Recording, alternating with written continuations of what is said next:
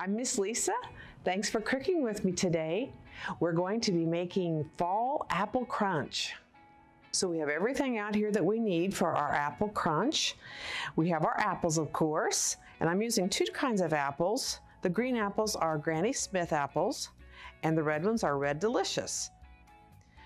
Now for our topping, we're going to be using brown sugar, flour, pecans that are chopped, cinnamon, melted butter, and just a pinch of salt.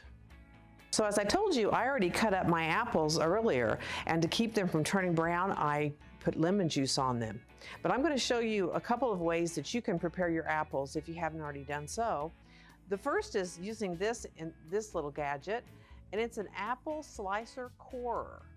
So to use this, if I were going to use it today, you actually just line up this little hole with where the stem was, and you place it on your apple, and then you press down really hard, and it will make apple slices.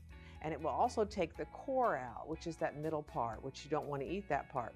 Now today I'm not going to use that because I really want thinner slices, and I'm going to show you how to do it just with a plain old knife, okay? So I'm just going to go down, make a big slice, then I'm going to turn it. Actually, I'm going to turn it over. It's just easier that way. And I'm going to cut the sides off, and then cut this side off, and then this. And what I'm left with is the core.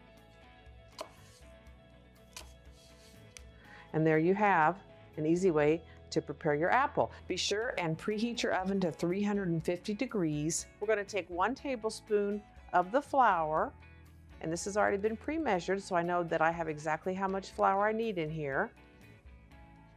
So 1 tablespoon of the flour, I'm going to sprinkle it over the apples. All right, and then let's take our spoon and just gently toss those. Try not to toss them all over the table. I've been known to do that a few times. Okay, we just coat those a little bit with the flour. Okay, now we're ready to make our topping. Here's the fun part. So we've got our brown sugar. We're just going to put that in. Our flour, remaining bit of the flour. Our pecans. Our cinnamon. Just a little salt.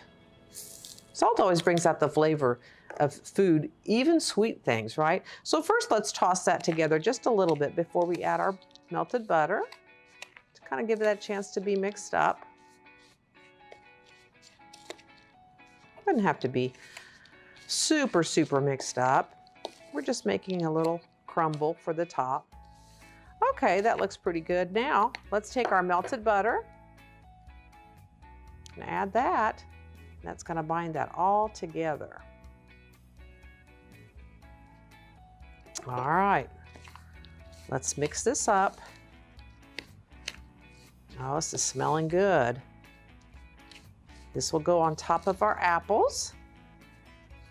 Okay, we're ready now to put our topping on top of the apples. And my hands are clean, so I'm just going to use my hands. You can use a fork or a spoon, but I think it's better just use your hands. Now, you're going to bake this in the oven for about 30 to 35 minutes.